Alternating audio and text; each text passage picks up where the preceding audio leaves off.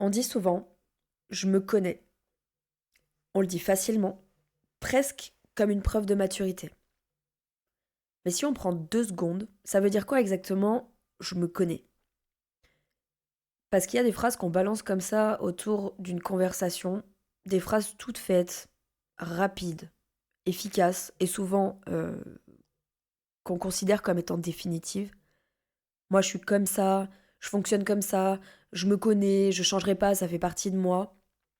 Et en fait, on les dit avec assurance, comme si c'était une évidence.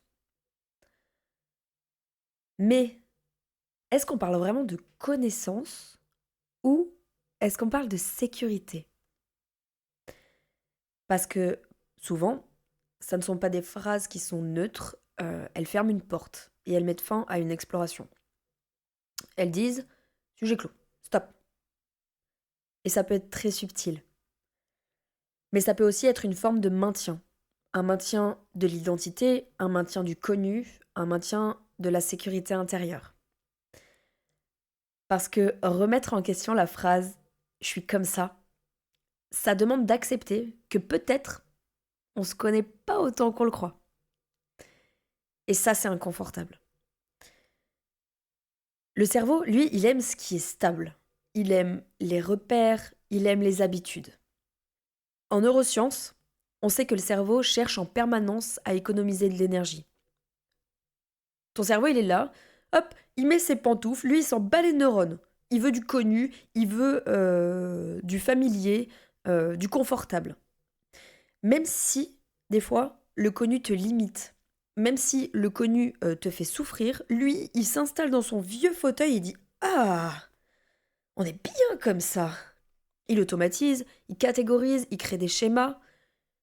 Et en fait, le piège, c'est que plus quelque chose est répété, plus il considère ça comme une référence fiable. Et il fait pas toujours la différence entre une croyance répétée et un fait.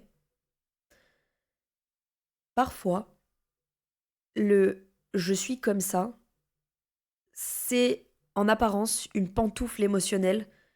Et si tu te répètes «je suis comme ça» assez souvent, ou si tu le dis au détour de conversation, ton cerveau il va consolider cette information. C'est-à-dire qu'il va renforcer les circuits associés et il va chercher des preuves de confirmation de cette identité. Et c'est ce qu'on appelle le biais de confirmation. Et plus tu confirmes une identité, plus elle devient rigide.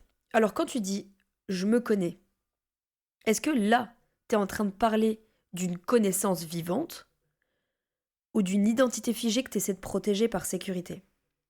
Est-ce que tu décris un fonctionnement observé avec conscience et au maximum de la neutralité, ou est-ce que tu défends une habitude qui est devenue confortable?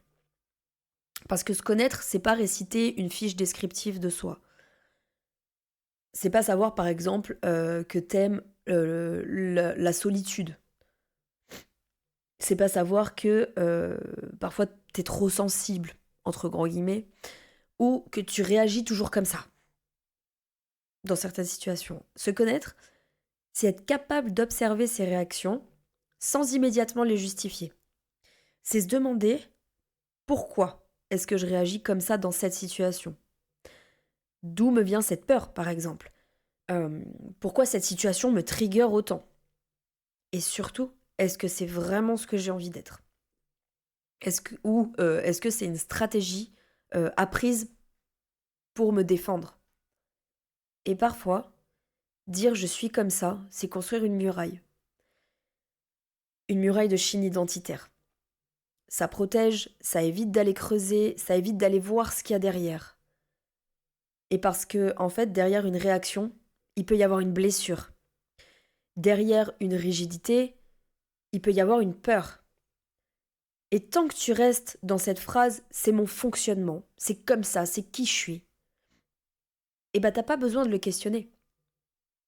Mais questionner, c'est pas aller se trahir, c'est pas se renier, c'est évoluer.